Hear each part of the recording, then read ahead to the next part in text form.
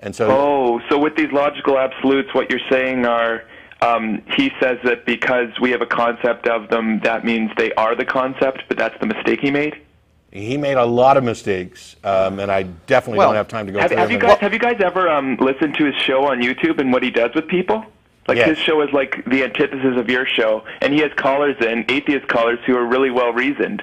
And you should check it out, because he does, it's like you guys in a dark mirror, right? Because he actually does conversations with them with these really tortuous, what do you call them, fallacies, right? Yeah, I saw a transcript of one he recently did with an evolutionary biologist, right? Which was painful. And the point, the part of the point that that Matt's making is, it gets back to that whole Zen concept of if a tree falls in an empty forest, does it make a sound, right? Well, the whole it's a physical thing can exist, but if there are no minds around to observe it and then attach concepts to it for the purpose of understanding it, then all you have is the physical thing. Physical things and the concepts by which we understand them are not the same thing. They're related. Exactly. So in a sense, you would have a four-leaf clover, but without a brain around to look at it and go, that's a clover and it has 4 leaves, then you just have the physical object unobserved. So, not only that, but and it may I has ask you guys quattro quickly, leaves. do you think Matt's actually believes his tag thing? Yes, I do. I think he is. There are some people who are so seriously deluded, and particularly some intelligent people are really good at reinforcing those delusions that they believe for bad reasons. So, for example, after our 45-minute debate on tag, where we had this major disagreement, he goes back. Matt, man, you let him actually, sometimes you're really effective and you really take them down, and then sometimes you let people go around in circles with you for 45 minutes, Sure.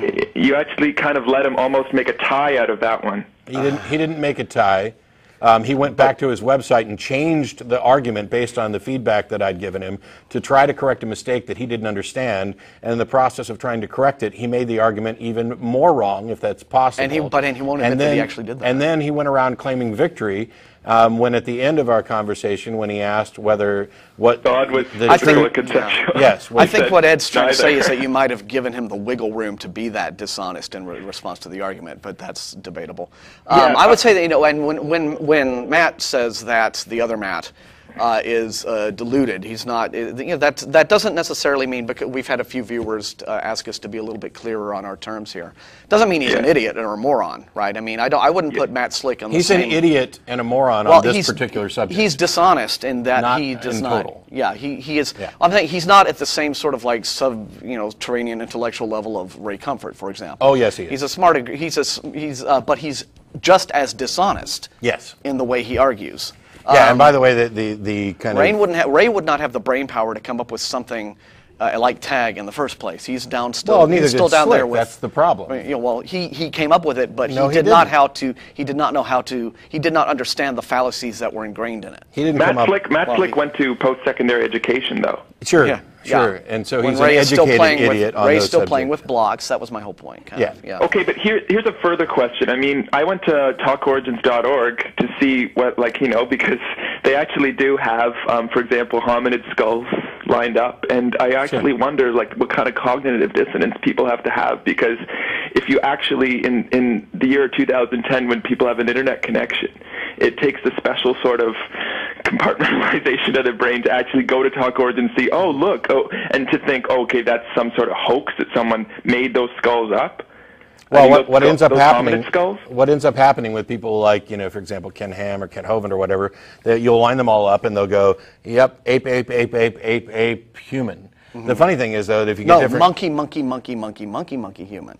That's another thing they don't get the Can I ask you a question? Well, these people who deny evolution... Hang on. Sorry. The important thing is that each of them will draw that line in a different place, which makes the case perfectly. Okay, but what I So want last to say question. is, do these people ever go to the museum and look at the dinosaurs and stuff? Oh, Sure. yeah. They actually lead field trips to the museum where they pass out bad information. And then they go and create their own museum. Yeah. Because the museum, you go there and it's all right there, right? I mean, It's all there. And sometimes Richard Dawkins does interviews with creationists, and they deny evolution, but Dawkins says, well, do you want to go to a museum with me? And they say no. But Dawkins is doing a bad job because he should go around with an actual binder with him filled with fossils, because they always say no transitional forms, and then he says no, but he never actually shows them. Like, he needs to come around with an actual binder full of transitional forms and show them that. No, Richard Dawkins does not need to travel around with a bucket full of transitional fossils. He's not going to convince anybody by that. These people aren't convinced by that, and they're not. But convince viewers. I don't know. Okay. Anyway, I'm just trying to say it seems like if you can't beat them, if you let them make it a tie, then you're doing a bad job. That's all I'm saying. You know. I think anybody who thinks that thing ended up a tie didn't understand what was going on. Yeah, that's true, actually. Anyway, thanks so much, guys. Thank you. Thanks a lot. You are mistakenly thinking that what creationists really are after is the facts about evolution. No creationist really wants to understand how evolution actually works. I'm sorry, I didn't mean to shut the whole momentum down there. No, I was actually reading for the next caller. We've got John in London. Okay, now. John? Am I on air? You are. Yes, hi. Is this John? Hi, I'm John Smith, also known as Thunderboot. Do you remember me, Matt? No, sorry. We talked almost a year ago, and you hung up on me and called me a buffoon or a prank caller. In advance, let me clarify this real quick. Like for a minute ago when I was talking about Matt Slick and how he's an idiot on that particular subject, if I end up calling somebody an idiot or moron, I mean, first of all, it's not the first line of attack, but it applies to the specific context there. I'm not summing up somebody's entire character. There are plenty of areas where I'm an idiot or moron, as is evidenced by the the language issue that I had at the top of the show about agreel. I'm an idiot there, and was clearly. There may be some possibility here that you suffer a similar fate today, because according to this, you're claiming that Mark 16:17 proves Christianity. Yes, I have proof of Christianity is accurate and correct, and I have proof of that the atheists are in fact immoral. Okay. Really? Bring it. Yes, so I would like to start with the proof that atheists are immoral. Would you agree with statistics can serve as proof? No. No. You can't? No. Because you can get statistics essentially to prove any point you like, right? I mean, for one political party will take a poll saying 90% of people agree with our views, and an opposing political party will take a poll. 80% of the people think they're above average. No. You don't get, I mean, you can use statistics. This kind of statistics. In the UK prison population, recent studies have shown that 85% are atheists, approximately 85%. Okay, now hang on. First of all, we'd need to know where you got that study from, what the methodology was, and how that compares to the average, how many atheists are in the population, because it's inverted here with U.S. statistics in that atheists are significantly underrepresented in the prison population of the United States. So that's the thing. I don't know what you're going to... Yeah, I mean, the general U.S. population... The Jews fill around with the proof, so they only show you what they want the proof to be. It's not real. The reality shows that atheists are far more immoral than... what reality are you living in, right? Because, you know, it's... The real world. Well, because... Oh, really? Because, see, in the real world I live in, it wasn't atheists who crashed airplanes into skyscrapers. It's not atheists who have been putting on robes and screwing little boys in the ass. You know? It's not atheists who've been doing that sort of thing. It's not atheists in Central Africa. It's not atheists in the Sudan who've been killing other atheists. It's Muslims and Christians. Just let him go. You know, Catholics, I mean, you know. So you're living in this little selective reality that you have constructed in your mind, but let him go. You know, John, you present a statistic from out of nowhere saying 85% of prisoners in the UK are atheists. Okay, so what? Yeah, I mean, so and you've also said that Catholics have a distorted view. They are immoral. Why? First of all, you could be put in prison for example, smoking marijuana, which while it's illegal, I don't necessarily think it's immoral. So there's another flaw in your hypothesis. It's very immoral to smoke pot. Really? How do you know? Yes. How do you know? How do you know it's immoral? What's immoral about smoking pot?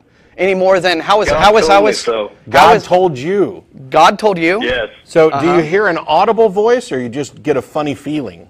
Yeah. Every time I pray to God, do you get a little hear tingle down there? His voice, yes, and that's how you hear I an audible, go about living my life. You actually hear an audible voice in your head. Yes, don't all Christians. Okay, I take it back. You're not a buffoon. You're insane. You're insane, and you need to go get some treatment. Yeah, you're mentally ill because when you talk to God, it's called prayer, and when God talks back to you, it's usually called schizophrenia. It doesn't mean that I'm ill. You're right. I'm not saying it just because I disagree with you. I'm saying it because by the definition, I can say that you are ill. Okay. Yeah. Because you deny the you reject the existence of God. I think this is a fake call. I think you are just. I don't think you're real. I think you're just calling to make stuff up so you can hear yourself talk in the air. I don't think for a second, because you haven't gotten anywhere near Mark 16. And by the way, how could you? I could get to that point if you let me. Well, I'm not gonna let you. I have a much shorter show and a lot of people calling, and there is no way that a verse in the Bible could prove that Christianity is true. If you don't understand that, go Google circular reasoning. Because hang on. It says go that Google. The blessed will survive deadly poisons. Yes. And I know the blessed ones that survive deadly poisons. Okay, fine. Let me finish. First of all, go Google circular reasoning. Second of all, you should look because Mark 16, 9 through 20 isn't in the oldest and best manuscripts of Mark. It's generally considered to be a forgery. And if you have evidence of people being able to handle snakes without dying and drink poison and whatever else, they can win $1 million prize from the James Randi Educational Foundation for demonstrating supernatural prowess. But in any case, even if they can, it doesn't prove that the cause of their ability to drink those poisons and not die is God or Christianity. Because in that case, you would have a correlation and not a causation. Bye.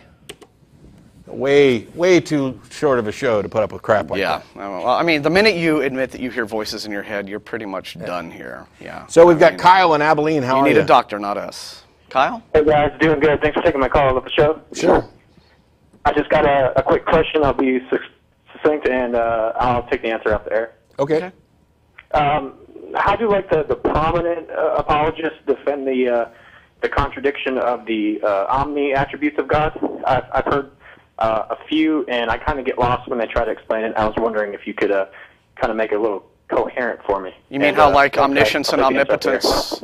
Omniscience and omnipotence contradict one another, that sort of thing? How the prominent theologians, in order to get around the contradictions, redefine the terms such that God has all power that is logically possible, that is not contradictory. So they redefine the terms in that way, which actually doesn't eliminate all the possibilities once you start putting them together, but it does eliminate one little issue. That's about it. But then what you can always then at that point just kind of nail them for goalpost shifting when they do that. Yeah. Okay. Hey, when I said he was omnipotent, I just meant he was, like really, really strong. It's Otherwise, Corey in Hernando. Hey guys. How you doing? Really big fan of the show. Thanks. I just wanted to talk about just like crazy conspiracy theories, like the government made AIDS or something like that. Sure. And then I want you to tell me how much of an idiot I am for believing in 911 truth. Oh, you're a 911 truther? Yeah. Okay. What is the basis by which you think that those claims are true? I don't believe. I question both sides, but I believe it's probable because how could the buildings fall without? How could the building collapse on itself with